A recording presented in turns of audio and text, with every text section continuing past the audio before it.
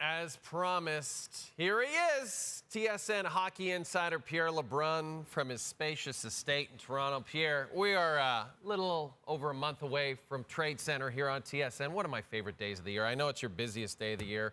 There have only been a few small deals since the start of the season. What kind of trade deadline are you actually expecting, Pierre, considering pretty much everyone's in a tight cap situation? Yeah, Jay, well, listen, thanks for having me on. You know, a lot of the teams that I've talked to over the last few days keep telling me that they want to wait another couple weeks before sort of going next level in their discussions with teams. And a lot of it is because the buyers fear making their move too early and then having an injury and not having the assets to be able to go out and address that injury, if that makes any sense. So that's some of it, but some of it is just that some teams, because they are so cap challenged, have to wait as close as possible to March 8th to have the room to make moves. You know, having said that, a year ago, there were a number of moves 3 weeks out, as you may remember. It was one after the other, and it was a bit unprecedented compared to the past decade as far as a busier trade deadline period as opposed to a trade deadline day. And there were specific circumstances why that happened. I don't know if it'll be the same this time. It feels like a lot of teams will want to wait longer this time. But the other thing I would tell you is, and I know that GMs always deny this, but I don't care. I don't believe them. Once a rival or someone in your division that you're competing with makes a move, it tends to really spur on more activity. Yeah. And, you know, I think of the top of the Central, Jay. Winnipeg, Colorado, and Dallas all have a shot at first place. And first place means you don't have to play one of the other two in the first round. I got to tell you something. Once one of those three makes a tangible move between now and March 8th, the other two are coming. That's a guarantee. You know, looking in Montreal, Sean Monahan's had a terrific season, and we've heard a lot about his name being in play. And you guys have talked about it on Insider Trading. What's fascinating to me, Pierre, is the question of whether they can get a first-round pick back for him, especially since Calgary had to attach a first-round pick as a sweetener for Montreal to take him in the first place, thereby making it possible that he might be a player who goes to a team with a first-round pick and gets traded away from a team for a first-round pick. Do you think, Pierre LeBrun, that the Habs could actually get a first-rounder for Monahan? Yeah, good memory by you, Jay. Exactly. And it speaks to Sean Monahan being healthier and being more productive since he's become a Montreal Canadian, and therefore his asset value growing and being in a different place than it was when he was still a Calgary Flame. The other thing is, you know, in chatting with a couple of teams over the last couple of days on Sean Monahan, yes, the answer is there are some people who believe under the right circumstances that Sean Monahan could fetch a first-round pick for the Montreal Canadiens for a couple of reasons. One, his cap hit of just under $2 million is really low in a cap-challenged environment.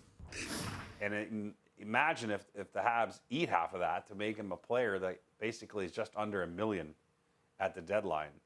That has significant value to it in itself in this environment. But the second one is there aren't really that many centers available so far on the trade market. That may change. I mean, last year players suddenly became available closer to the deadline that we had not identified yet at this juncture, 5 weeks out. But as it stands right now, you got Elias Lindholm as the top center available, and then it's Sean Monahan. And so from that perspective alone, right now, the Montreal Canadiens are sitting there with a player where you've got at least 6 to 8 teams looking to upgrade at center, and only really 2 players, I would say, that rate above the rest in terms of centers that are available. So because of all those circumstances, yes, I think there is a world in which the Montreal Canadiens can net a first-round pick for Sean Monahan. And you mentioned Elias Lindholm, and we got to talk about the Calgary Flames because they might be the most fascinating team leading up to the deadline, Pierre. So much talk about players wanting out in the fall. Then Noah Hannafin almost signs that extension. Then he doesn't sign that extension. We're still wondering about him. Chris Tanev continues to be someone that a lot of teams are potentially interested in. But, Pierre, this is a team that's not that far out of a playoff spot. So for Craig Conroy, do you think he's truly decided on the team's direction at this point? I don't, to some degree, I would say. I mean, listen, there's so many things to peel back here on the Calgary Flames. I mean, start with the fact that when Craig Conroy was named GM, he made it very public that losing Johnny Gaudreau for nothing a couple of years ago was not going to happen again as far as their prime pending UFAs. And, so that speaks to Elias Lindholm and Chris Tanev in particular. But it's also a franchise, I don't think, that has the appetite to fully rebuild. They want, their plans to build a new arena, making the playoffs is important. And you're not going to fully rebuild with a team that has Jonathan Huberdeau and Nazem Kadri signed long-term anyway, two core veteran players. So you're looking at a roster reset, perhaps, a retool, but not the full rebuild. So within those parameters, what can you do? I mean, the Winnipeg Jets are the shining example of a team that avoided the rebuild, obviously, last summer and showed a lot of patience and actually ended up signing some, obviously, their key guys in Hellebuck and Scheifele, despite trading away Pierre-Luc Dubois, who asked for a trade. I don't think that path is necessarily available to Calgary because I don't see a contract extension there for Lindholm. I don't think there's one for Tanev. Hanifin, we'll see. That one might go either way. So they are going to have to move some parts, but perhaps depending on what they get back, there's a way for them, especially this summer, to add parts as well. So it's a difficult place to be in. And one of the things I always say is that we don't spend enough time thinking about what ownership wants. We spend a lot of time thinking about what management wants. And I think it'd be curious for me to know for sure if Flames ownership was on air here with us, what they want right now. I think when it comes to the Calgary Flames, asking what ownership wants is always a key question, isn't it, Pierre? It's always a key question. Pierre, Phil Kessel, Yes. I love talking about. Yes, it's true. Phil Kessel, I love talking about Phil. We know he won his third cup with the Golden Knights last season. Has not played at all this season. Seems interested in playing for somebody. Can still score when he needs to. Is there any interest in Phil Kessel at this point?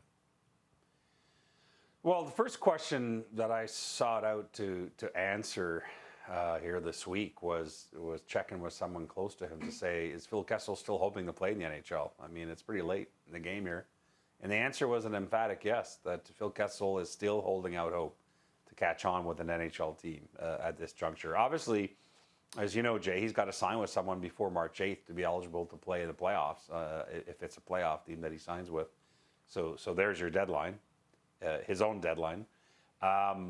He's skating. He's tried to stay ready all this time. What I heard this week was that there's a couple teams that have stayed in touch with his camp that have said, you know what, if we decide to maybe proceed, could Phil come in and skate with us for a bit? And so we can, take a look at him. I mean, he hasn't played in a long time. And I think, it's kind of similar to me that the way Carolina brought in Yaroslav Halak to practice with them, remember? And they actually ended up not signing him because he didn't want to play in the AHL. But it's not uncommon to have that kind of request. So we'll see where this goes. I mean, maybe he doesn't even get that far. But I'm with you. The NHL is a better place with Phil Kessel in it. I hope that he gets another shot. I mean, Zach Parise just signed and came back. Obviously, Corey Perry found a home in Edmonton.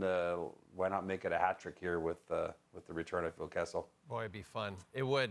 Speaking of fun, it was a fun year for your beloved Dallas Cowboys, but they did come up short in the postseason, Pierre. We know that. However, your good friend and mine, James Duthie, is elated. He's on cloud nine. His Niners are back in the Super Bowl, taking on Taylor Swift's Kansas City Chiefs. So, Pierre LeBrun, who do you have in Super Bowl 58? I don't know if Mr. Duthie was elated at halftime on Sunday, by the way. But I will say that last week I publicly announced that I was predicting a Kansas City-San Francisco Super Bowl. So okay. Let's just, let's note that. I'm going to take San Fran, and that's purely selfish on my behalf because they were my preseason pick in August to win it all. Despite being a Cowboys fan, I picked San Fran this year to win the Super Bowl. So I'd like to back that up in reality for once because I don't often pick a winner when it comes to the Super Bowl champion. But thank you, by the way, for the night that the Cowboys were eliminated, Jay, publicly wondering if I was doing okay. That meant a lot. That felt like a bear hug from you. And I'll say this, it wasn't just me, Pierre. The entire crew here on the show immediately thought of you and wondered. And so I was sent sort of a messenger to make sure, send it out into the universe, make sure you were okay. So I'm happy that you've come down from that and you're probably looking forward to next season already. Well, they kept Mike McCarthy, and I'm okay with that. But, you know, I'm a sucker for the Cowboys. I will be right back on the bandwagon. I'll pay money to go see a game, and I'll come on your show and have the Cowboys helmet in my background when they're playing again. It's North America's team, and he's North America's hockey insider. He's Pierre LeBrun. Pierre, enjoy All-Star Weekend in Toronto. You're the best, buddy. We'll talk to you soon.